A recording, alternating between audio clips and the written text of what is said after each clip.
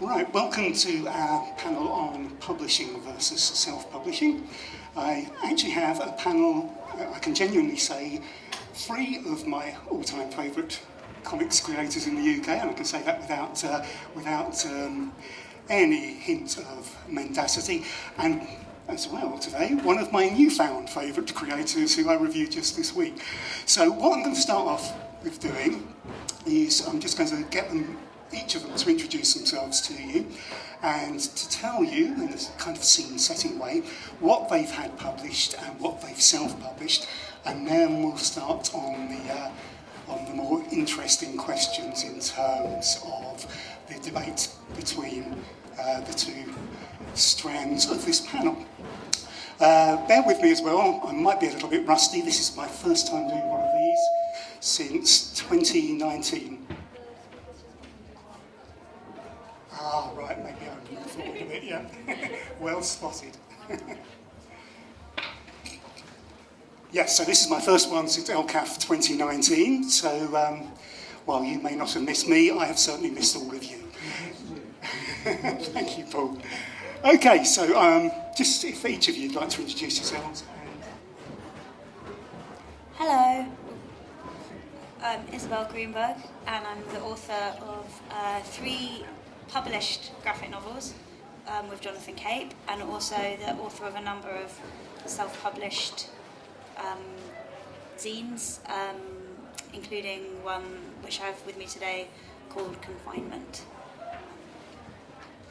Hi, I'm Shazleen Khan. I'm an illustrator and author and obviously comic maker. My main comic that a lot of people know me for is my webcomic Booza, which is also printed and self-published as graphic novels. There are 4 graphic novels currently. I've also self-published several zines. For my publishing titles, I've worked with both BHP and 404 Inc. on shorter projects, but my upcoming major publishing debut is Saving Sunshine, which will be coming out with First Second this October in the UK and in September in the US.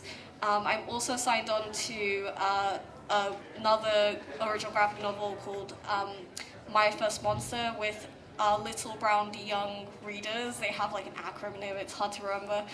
Those are both with authors who I'm working alongside, but Booza is my self-published work I have authored and drawn alone. I also work with various other, both self-published and indie publishing with authors and things like that. But that's all of my stuff. I'll pass it on to you. Hello everyone, my name is Jane Zheng.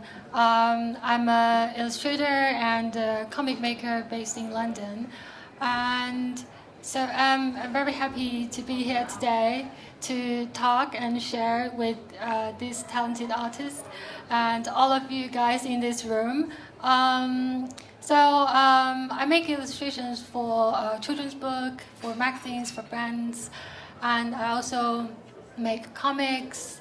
I really like zine making and book making, so I do self-publications. I also have 2 children's book was already officially published in China. Yeah, very nice to meet you here. Hello. I'm Lord Herc, comic smith, comics creator. I've been self-publishing since about 2000, intermittently, and I've also had graphic novels published by Knockabout, which was called Ready for Pop, and most recently Avery Hill's Jinx Freeze. And I probably should have mentioned I'm Andy Oliver, and I look after a little site called Broken Frontier. If you don't know it, check it out. So let's begin thinking a little bit about self-publishing. What do you think, in terms of self-publishing, are the advantages in terms of kind of like a lack of interference, a sort of truer creative vision, not having that editorial stamp on it that might in terms of, removing things that you might have liked to have kept, or that sort of heavy editorial hand?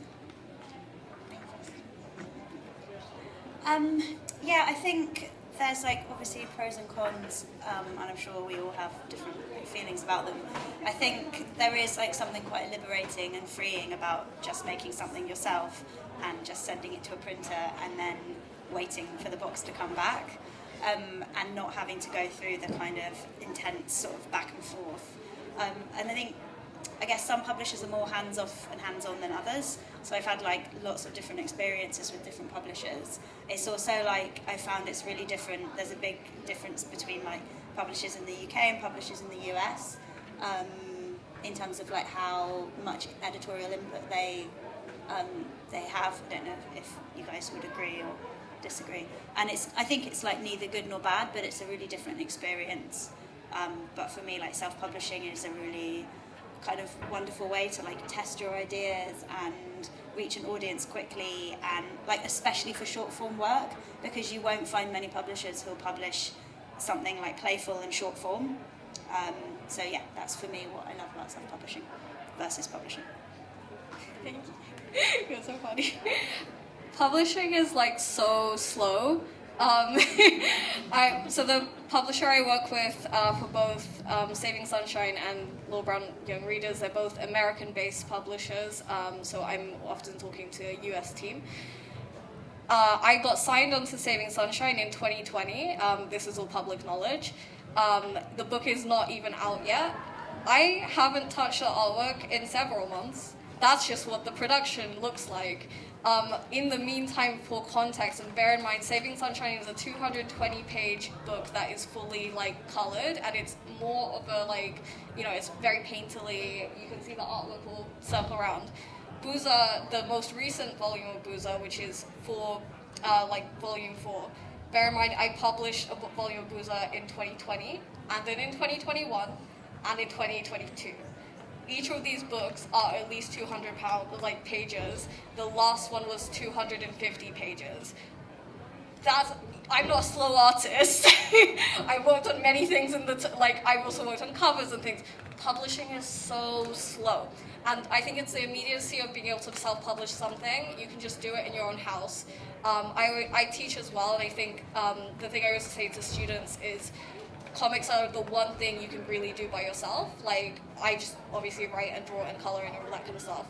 And it's the immediacy, I think, is what gets me with self-publishing and why I will always continue to make zines and things like that. There is that editorial outlook as well, and I think, like you were saying, when it comes to the kind of playfulness, and also sometimes the seriousness. A lot of publishers aren't as interested in adult stuff in the same way they're not interested in more artsy or playful and fun and experimental pieces. You're kind of expected to fall into a smaller gap because graphic novels are still a growing industry, even though they have such a huge history. So I feel like that's my biggest reason to stay in self-publishing as well as major ones. I'll pass it. Yeah, I think I totally agree with you. I think the publishing is too slow. Sometimes I feel very depressed during the whole press, Yeah. So yeah, I really like self-publishing because it's more free and you can experiment many different forms. You can try different papers or different layouts. Just try what you want, and it depends on different project, depends on different stories you want to express. So so I think this is the most difference between these two forms of publishing. Yeah. Yeah, I'd agree with what everyone says so far. In terms of the format and what Isabella says about with publishers, it is going to be like more long form work.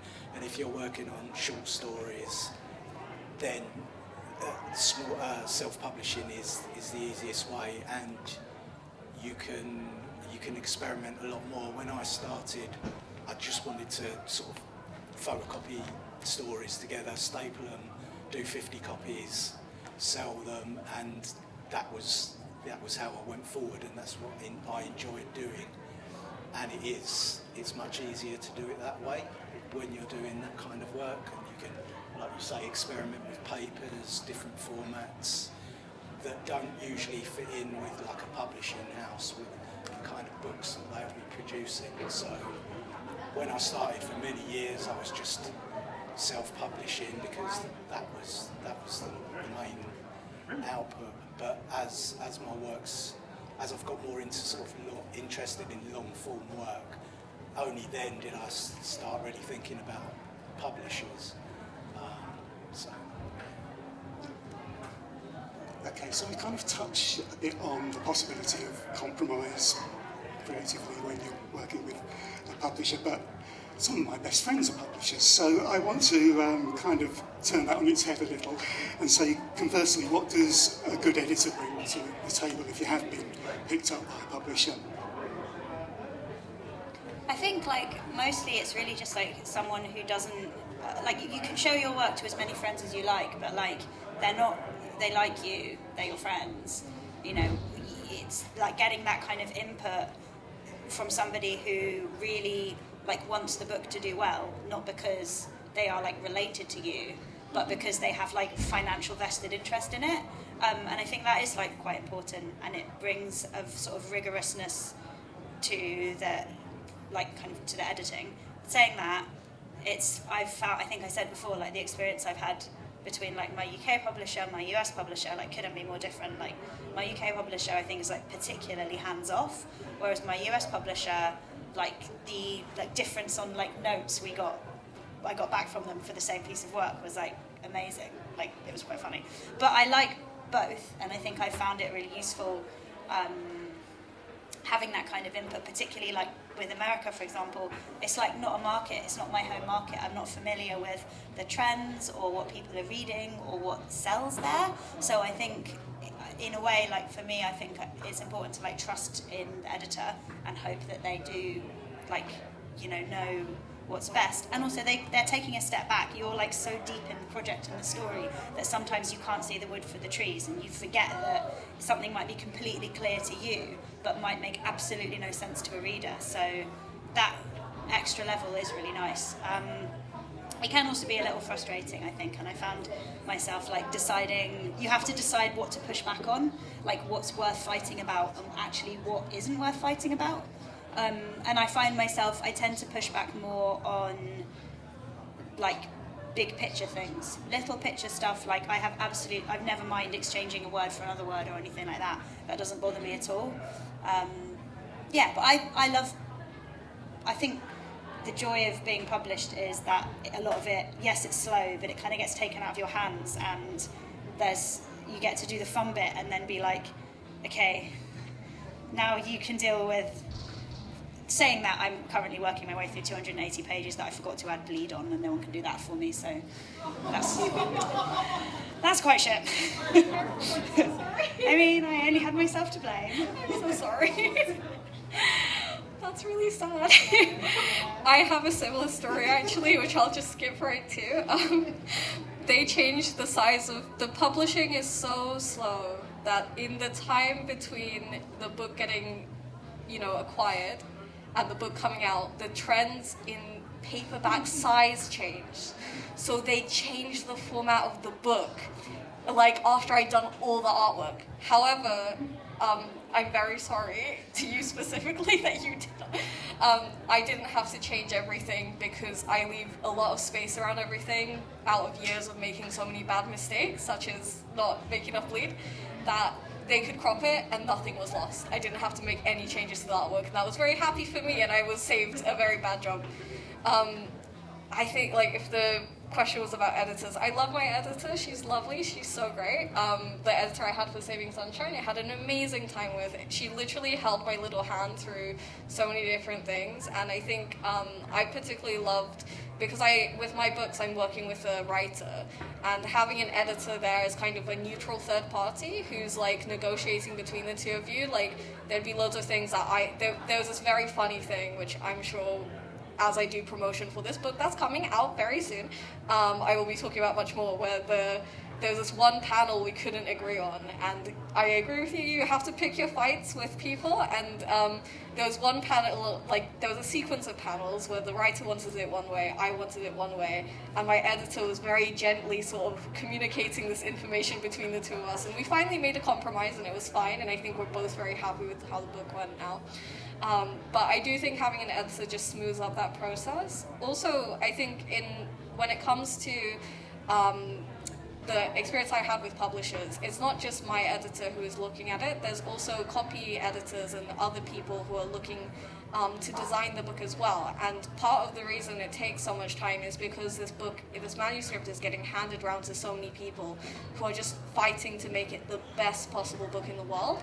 And some of those responsibilities on me to make the art better, some of it's on the writer to change lines, some of it, there's someone separate who's, laying down the text so it can be sent to press correctly. There's loads of people who are, at the end, we did 4 different passes of edits by different people where we would be circulating it like a little parcel around all of us, and everyone would be adding notes to this sheet, and we'd be, I'd have to make changes or someone else would have to make changes. At the very last note, we found a mistake on the first page of the book that had, after 3 rounds of looking at thumbnails, after so many rounds of looking at the inks and the colors, and then all these 4 passes, we'd all missed it. And that's why it takes so long, is because so many people, like you said, you get lost, you can't see the forest for the trees. When you're working on a book for several years and you're working on like 200 plus pages, it's so easy to make these small mistakes, and the process and the length of time is to just polish that work until it's really ready for everyone to receive it, hopefully in the end. So I think that's one of the most valuable things. There's no typos in that book. All my other books have typos, there's no typos in that book, and I really appreciate that part of the process, is just knowing the product is, or knowing the book is an amazing and finished product, and I don't have to touch it again. I'll pass it over to you. So for me, I think the whole process of the publishing is negotiate with editor, and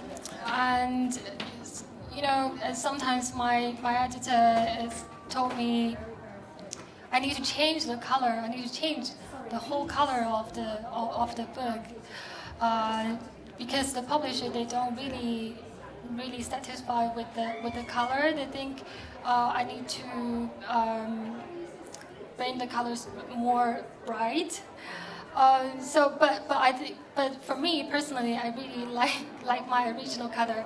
So it's all about negotiating with the editors, and also sometimes I don't really like the cover design by the editor. So I just thought, okay. Can I redesign this by myself? Maybe I can design a version for you, and so you can put it to the publisher. Maybe they can compare these 2 versions. So yeah, all of the things are really interesting. But I think sometimes editors, they are. I think I can learn a lot from the editors too, because I think my editor helped me a lot to do my storyboard. Yeah, I did so many versions of my storyboard, and they just told me how to do it in a more in a better way. Yeah. So this is my experience. Yeah. I think it is.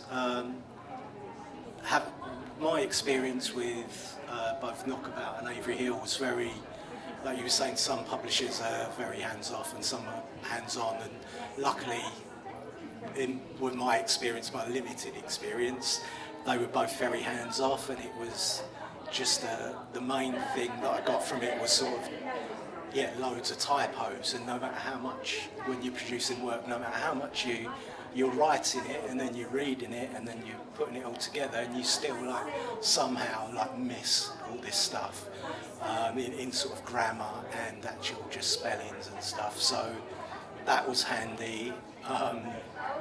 Apart from that, there wasn't really any sort of changes I ever had to make. There was a few things where there was sort of, I don't know, like a really obnoxious character. A lot of my characters are quite not very nice in the book anyway, but there was a particularly sort of obnoxious character, and the language was maybe a bit too sort of raw, and they said maybe we'd check, maybe if he says that instead. So stuff like that is like helpful, because like you say, usually you have a friend, and it, like when you're making it, will read through it and give you always positive feedback. So like you say, it's good to have that feedback from a more professional sort of point of view, and from an editor. And also, I tend to I really like making the covers for my books, but when I think about it, I always only ever make one. So if I'm self-publishing a book, I'll do the cover. That looks great, and that's the cover. Whereas when you're working with a publisher, you're definitely going to go through lots of different variations of cover design and stuff. So yeah, it's good to have that. Good to have that input from somebody else. Brilliant.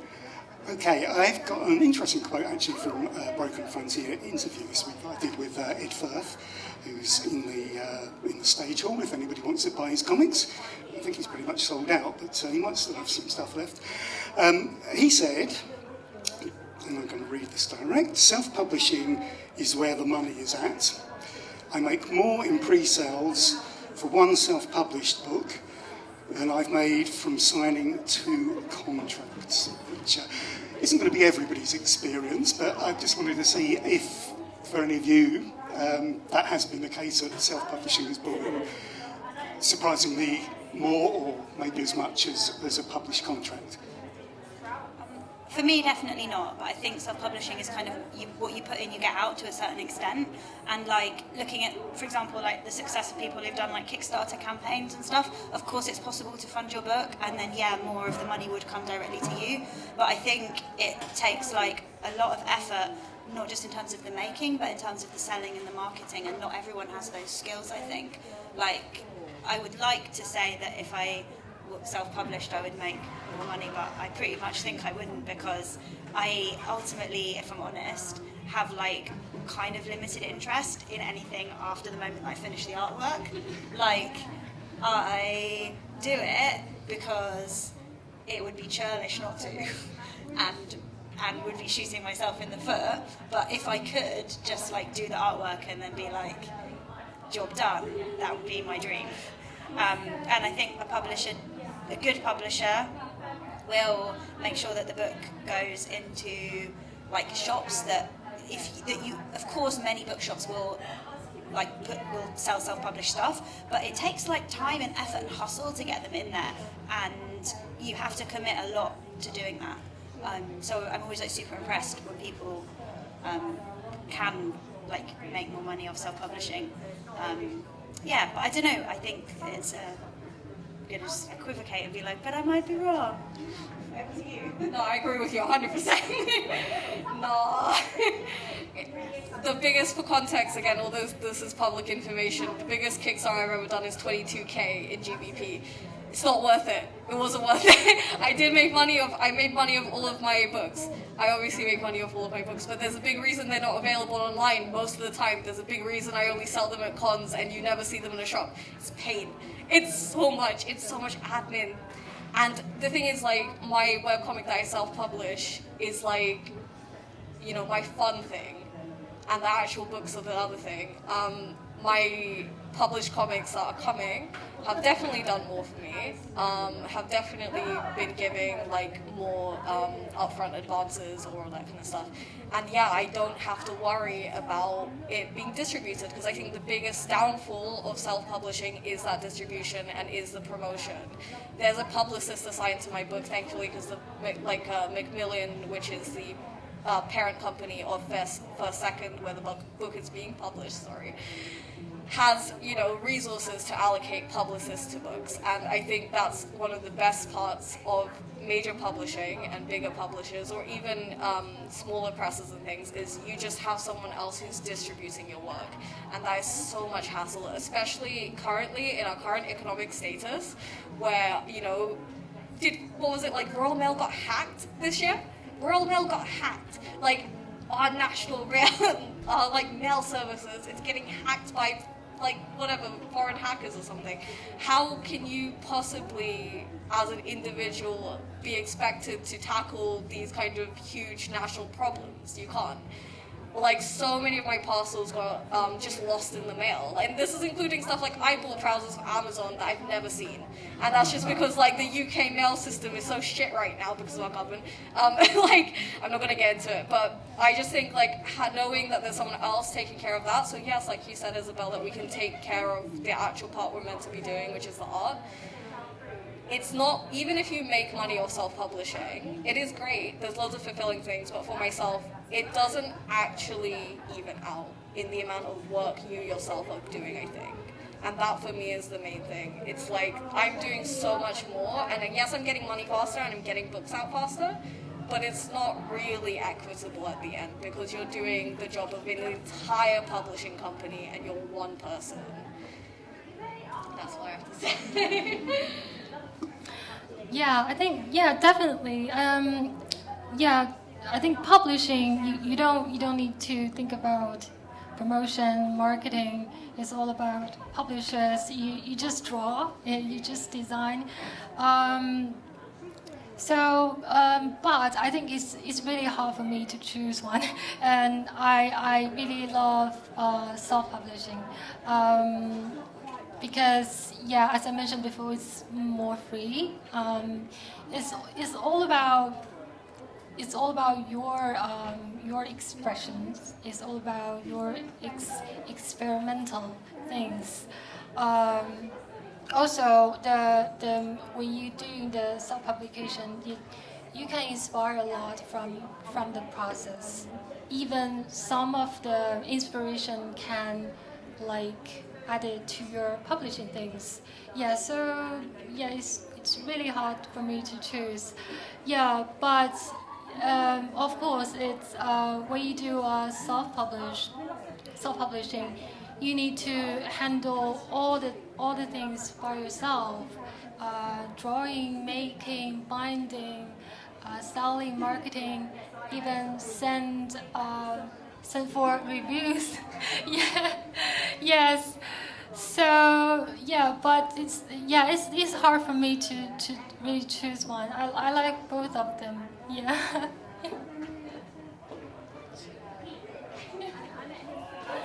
Well, I'm sort of like at probably the opposite end of the spectrum to Shazleen, but I was like quite happy when for years just to sort of print 50 books, take them to one shop, get the money back, or go to a fair, do 100 books and sell them and get a small amount of money. It is instant and you can make your money back instantly and have money in your pocket. You're never going to be like rolling in it or anything, but I used to be, I was into just the whole process of making really low budget books, but, all of it, trimming them, stapling them, taking them to the shops. I enjoyed doing that. And doing it that way as well, so like you were saying about, your creative expression, you can do more things sometimes that way, and you're on a really low, small scale. And when you're doing it that way, you do see, you do get the money back straight away. I've never done any sort of Kickstarters or anything like that, because I'm just rubbish at marketing and stuff like that, which is where when you have your book published, obviously the whole, access to much more visibility, and that I wouldn't usually do by doing some books and selling them in a few shops. So that whole aspect of, your audience growing through having a proper publisher is one of the big sort of pros. And also, those markets that might never usually get to see your self-published work. Like say since Jinx Freeze came out with Avery Hill, I'd never had had heard my work in sort of the States, and then since then I've had people inquiring about my work from there, which I probably never would have just self-publishing. So. Sacrilegious. Your work is brilliant. They should all know it. Okay, I think we are at the half-hour mark, so as ever, I've written far too many questions to actually get through. So, does anybody have any questions? We've got 15 minutes for questions. Hi, thank you so much, everyone, for sharing your different perspectives. It was really insightful. I guess I wanted to ask, especially for longer form things, like serialized things that might have different volumes or just really long. How does that kind of I guess, would your perspective for that be different for self-publishing versus traditional publishing, especially when things like webcomics come into mind? I guess for me, it's with webcomics, I feel because everyone can publish, it's hyper-competitive, but at the same time, I feel obviously I don't have any experience publishing, but I'm just interested. But then I guess with traditional publishing, there's a lot of hoops to jump through, getting an agent and getting a publisher, so I was just wondering what people thought about that.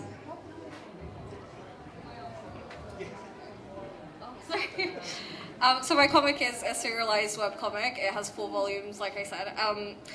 I think it's very difficult in terms of selling a series to a publisher, especially where you are not necessarily if you don't have credits beforehand. A lot of students, a lot of people who come up to me at cons will ask about they have a 3 to 5 to 10 book series that they want to do, and I was one of those crazy people too, and I'm obviously doing that now. But I honestly I did publish a lot of things prior. I had shorter comics that I made when I was a teenager, and then short zines and things I made in uni. I feel it is really difficult to manage a long-form comic, especially if you are self-publishing it. I think you do need to build it up, but at the same time, self-publishing is possibly a more accessible route to publishing something like that than going to a publisher themselves. Obviously, Webtoon and Tapas, the best way would be just to do it by yourself and not necessarily teaming with them, because you can just do it immediately. And they do, especially Tapas, I think does a lot of outreach. And I cannot really speak because of NDAs and stuff about what you might be getting in terms of money, but if you did partner with them. But I do think making something long form as a webcomic is the most accessible thing for sure. It is just then when you start transferring it to books and physically printing it, it's hard logistically, and that's why I'm so jaded. But I do think it is possible. Does anyone else want to say something about No? Yeah, I would just add a long form comic is a lot of commitment, and it might take you a year and a half to do something that's 200 pages long or something, depending on if you've got other work on, which pretty much everyone in the world probably does. And for me, it's just a time, I can't commit that much time to something if I don't know that I'm going to get a return on it. And that sounds very cynical and capitalist, but also it's true, we have to exist in the world. I love the world. The world is the way that the world is, and you have to have money to live and stuff. So I think you have to be real about what you can put in, without some kind of return, just for yourself, because it's a lot of work to do. That's why self-publishing short form things I think is really great, because it gets you that experimental, immediate output thing, but without necessarily pouring your heart and soul into something for a year. Yeah, I'd kind of... Sorry, go, Shaz. I definitely couldn't have made the amount of books I have if I didn't start with smaller things. You have to, scale up your production, as would any business, as would any kind of thing. Yeah, no, I was going to say I agree. I kind of split self-published stuff, small form to self-published, but if I'm working on a graphic novel, then that is one of the pros of going to a publisher. Even if you've got it half done, them saying, oh, we're going to publish this, gives you a deadline for a start, which is something when you're self-publishing, you don't really need to give yourself a deadline, but having a deadline on big work makes you get it done, basically, and you'll sort of get there. That's a big sort of incentive. It makes it a lot easier for producing long-term work, and yeah, it gives you that assurance that something's going to happen with it when it's finished. Has anybody else got any questions? I'm not sure how far this was stretched. Cheers. I just wondered if the way it's going to be published affects the way your relationship with the work itself. Like, does it still feel like your baby if it's being published by a publisher? You know, are you more distanced from it? Does one feel like fun and one feels like work? I just wondered how it affected that relationship. In my experience, like I say, the two publishers were very hands-off, and it didn't feel any different to any of my output. It was just what I usually do, but I'm not self-publishing it, someone's publishing it. But I'm guessing it varies a lot depending on the publisher. I think for me the difference isn't if it's published or self-published, but if I've authored it. I definitely feel more distant if someone else has written it and I'm the illustrator. And that's not to say I don't enjoy it as much, but it's a very different experience. But for the more personal work for me is stuff that I've authored myself. Yeah, I very much agree with that. It's whether or not I wrote it or not. But saying that, like the book that is coming out that is authored by someone else, like at the end of it, we still, you still get emotional about it. Like just because I didn't write it doesn't mean I don't have like an emotional attachment to the story. But it's almost more like I'm a reader at that point, even though I'm the one who like visually brought it to life. But no, I don't really think there's there's much of a difference. I don't like put a lot of. I'm a little reptile. I don't have a lot of feelings when it comes to this kind of stuff. I just want to make comics. Like, I don't care.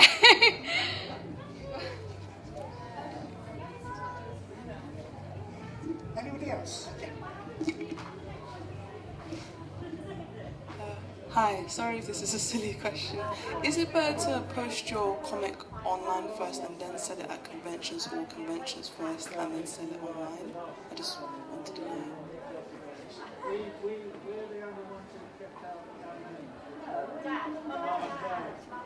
Sorry, I'm answering a lot of questions. I think it depends on the project, honestly. There's some comics in this world, like a short zine is always going to do better in real life because someone's going to speak to you, they're going to read it, they might immediately emotionally attach to it.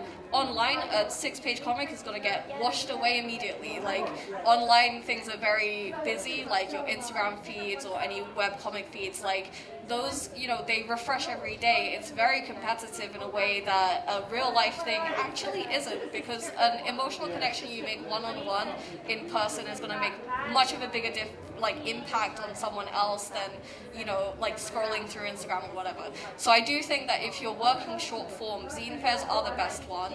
If you're working long form, web comics might be the best one, because it's difficult to really sell someone on an idea, especially if it's the first thing you're doing. If you have a fat graphic novel and they're like, oh, that's quite a lot, I don't know anything about you. Whereas something small that might be more gripping is definitely better in person. Again, I just think it depends on the format of the book itself, as opposed to like if one is better than the other. Yes, I think I agree with you. This really depends on the format, and I think if you sell on the online, you might spread to so many more audiences than really you just sell for someone in person. Yeah, but if you handle your book to somewhere in person, but I think it's more likely they will really touch your book. They will really they can see the physical one rather than just browse them online. Yeah. So I think this is the difference. Yeah. Anybody else?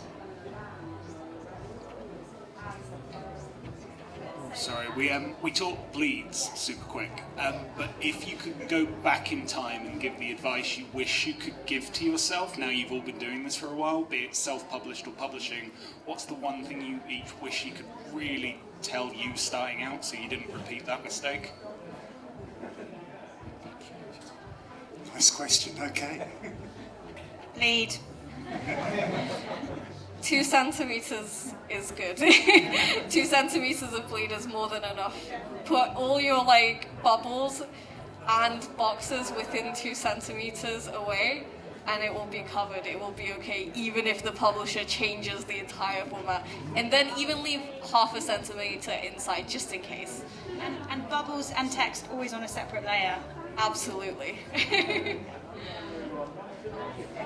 It's a really good question, but I haven't got an answer.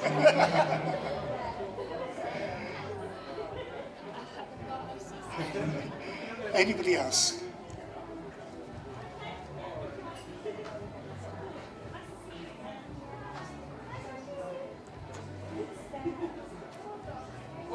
What would be your advice to get your first publisher interested in your work? Like yeah, I'm the awkward one.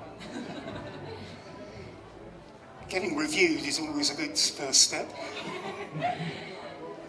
I think everyone has different experiences. I have an agent, like a book agent, which really helped. But like I know that with graphic novels, maybe only a third of graphic novelists probably have an agent. Whereas in regular book industry, it would be totally unheard of to get a publisher without an agent. With graphic novels, it's actually not. So you definitely don't need one. But it is. I found it quite helpful in terms of negotiating the kind of getting you through the door and negotiating the bits. I think, but it's a really hard question, how to get a publisher. But I think just trying to be seen, and if that's by being reviewed, or by sending your work to agents, or by doing comic conventions like this, because loads of publishers come to these things, and it's a much easier. I think it's easier to get an in with graphic novels than with regular prose, because the market's just not as flooded with them. Obviously, you're not going to get as much money. I also agree, it's very difficult, and it depends on what's accessible to you in your local area and what kind of things you have. Obviously, if you're in a not major city, there may not be local conventions for you to go to, there may not be publishers coming. I do think my first few jobs that I did with BHP happened literally because I was at Thought Bubble, and Shah, the main guy of BHP, saw me there, and I hadn't even realized, and he hired me a few months later, and those were my first few major publishing credits. But I also agree, getting an agent is better. I recommend to everyone who's looking to get into making graphic novels to get an agent. There's a lot of publishers out there that have not the best deals. I obviously, during this conversation, have said that and you have also said this, that we both do very well in traditional publishing, and I'm sure that's often because our agents have advocated for us to get better deals. There are some very unsavory deals out there, and I think it's always better to look for representation, because then you just got a man on your side who's gonna back you up, So I think looking for an agent would be my first thing, rather than going unagented to a publisher. Yeah, I think to find a publisher, just always collect different agents or different publisher you want to collaborate with, and try to send them email of your portfolio and to ask if there's some opportunities in the future. And I think the most important thing is to just keep creating, always keep creating, and when you've done something, anything, you just try to reach out, try to spread it out, and don't be shy. And this is the thing. I can't really add. That's all just really good advice. I can't really add to that. Just keep producing your work, your art, and keep creating. And I would say as well. Sorry, I would say if you can get something short form out there and get it reviewed, that's a really good way of beginning to build up a buzz. And again, if anybody here is working on sort of longer form things, I would always recommend, again, maybe publishing a first chapter as a self-published comic and getting that reviewed, because again, publishers will be looking at sites like Broken Frontier, and I know for a fact that I shall say Avery Hill now because I know they won't mind me saying that, but they have found people for us that they've then picked up and published. So, and there are countless others which I'm not so sure I can say, but I know Avery Hill won't mind. So, you know, do think along those lines, because just sort of building up that initial audience is a really important thing. Right, I think we are probably out of time. Yes, we have just gone over. Okay, thank you everybody, and particularly thank you to a fantastic panel of people. I'm sure some of us will be knocking about afterwards, I certainly will for a pint. So if you want to ask me anything, you can grab me then.